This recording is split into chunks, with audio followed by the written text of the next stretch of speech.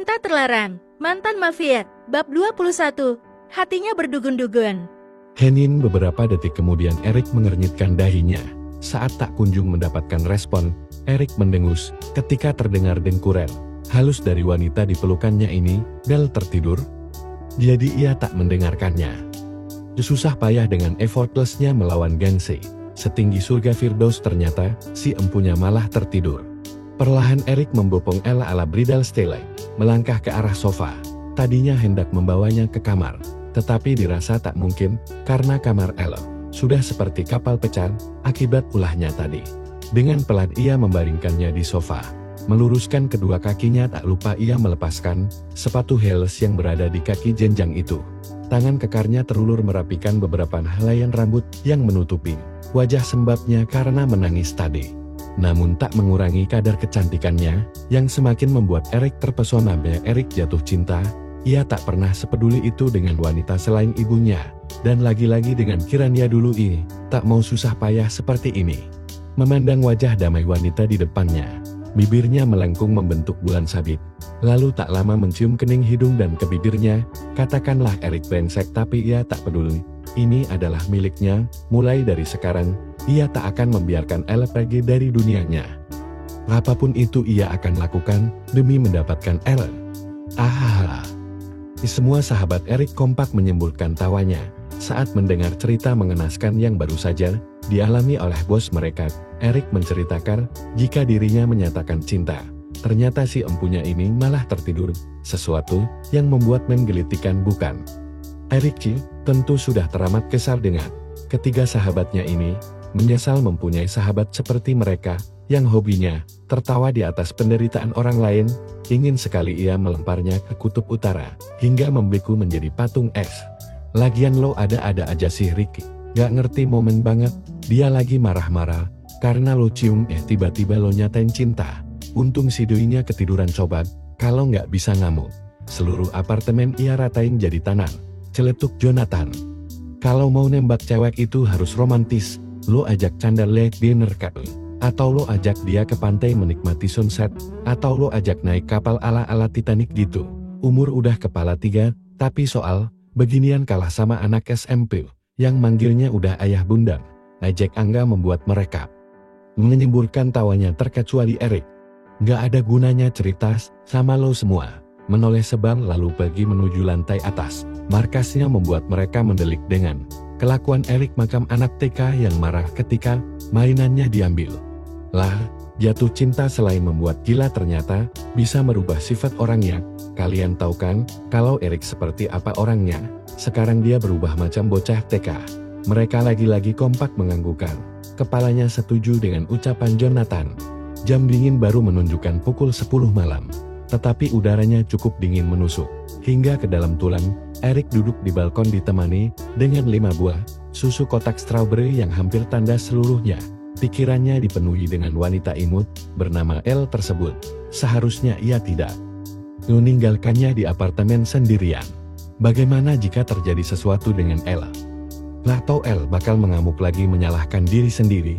Ia terpaksa meninggalkan Elle sendiri karena tiba-tiba Devano menghubunginya karena ada urusan penting. Tetapi dari kejadian itu, membuat Erik semakin jatuh cinta. Karena sifat polosnya itu, Erik terkeker. Kelakuan aja kayak anak nakal, tapi dicium dikit nangis. Erik menoleh mendapati Devano sudah berada di ambang pintu. Dia pun acel dan memilih menikmati cairan pekat berwarna pink itu. Di sini gue ngomong bukan sebagai asisten ataupun sahabat lo, melainkan sebagai sesama laki-laki. Kalau memang lo mendekati Elle hanya untuk pelampiasan atas berakhirnya hubungan lo dengan Kirania, sebaiknya lo mundur. Dia wanita baik-baik dan rasanya sangat tidak pantas untuk lo jadiin pelampiasannya, ucap Devano penuh penekanan menatap lurus ke depan. Atas dasar apa lo bisa berspekulasi kalau gue menjadikan dia pelampiasan? Jawabnya dingin, melirik singkat wajah Devano. Bahkan seluruh dunia tahu kalau lo itu masih mencintai Kirania. Devano mengedikkan bahunya acur. Erik membeku dengan ucapan Devano. Otaknya berpikir apakah yang dikatakan sahabatnya itu benar atau tidak. Tapi sungguh ia tak berniat seperti itu. Ia mencintai Elle sejak pandangan pertama. Namun ia telat menyadarinya. tentang kiranya. Dia bahkan sudah tak mengingatnya lagi, walau tak menampi. Jika bertemu dengannya, masih ada rasa kesal sedikit. Ingat ya, hanya sedikit. Gue rasa lo gak sepenting itu untuk ikut campur urusan ini, kecuali lo mau bersaing sama gue. Mengangkat sebelah alisnya menatap Devano mendadak pias. Ia bahkan baru menyadari jika ia berkata seberani itu kepada Erik. Ding dong ding. Dong ho, Ella terlonjak kaget ketika jam dinding pendulum terbuat dari kayu klasik itu berbunyi tepat pukul 24 waktu malam.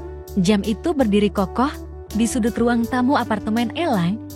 Sedikit horor memang, tapi ini peninggalan dari kakeknya dan Ella sangat menjaganya sehingga ia bawa ke apartemen. Ella celingukan ke kanan dan kiri menatap sekitar. Ia berada di ruang tamu, menegakkan tubuhnya, tangannya tak sengaja memegang selimut. Ia mengerutkan dahinya. Kenapa otaknya mendadak amnesia seperti ini, tak mengingat apapun yang terjadi. Hingga detik selanjutnya, ia baru menyadari, kenapa gue bisa tidur di sini. Ia memegang selimutnya. Siapakah kira-kira yang memberikannya? Kedua bola matanya menatap beberapa paper bag yang berada di atas mejanya. Ini barang belanjaannya. Kenapa bisa di sini? Seingatnya, ia meninggalkannya di mobil Erik dan Minus. Astaga, jadi Erik kesini? Lihat gue ngamuk terus gue dipeluk, terus gue ketiduran di pelukannya. Nah, serius ini? Nggak ini, pasti salah. Sebaiknya gue cek ke CCTV buat pastiin. Ellie beranjak dengan langkah gontainya, masuk ke dalam kamar hendak mengambil laptopnya. Ellie menghela nafas panjangnya, menatap kamar yang terbiasa rapi dan bersih kini terlihat seperti kapal pecah yang terombang-ambing karena badai ombak.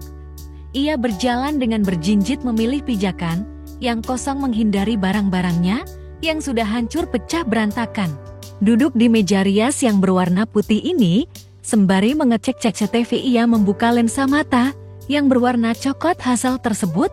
Beruntung ia belum membukanya, bisa gawat jika Erik tahu warna asli bola matanya. Ella menutup muka dengan kedua telapak tangannya. Ella malu.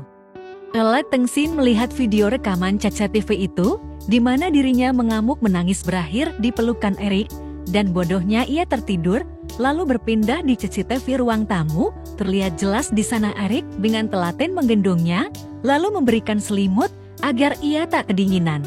Tak lama setelah itu, tubuh Ella menegang melihat Erik. Dengan kurang ajarnya menciumnya.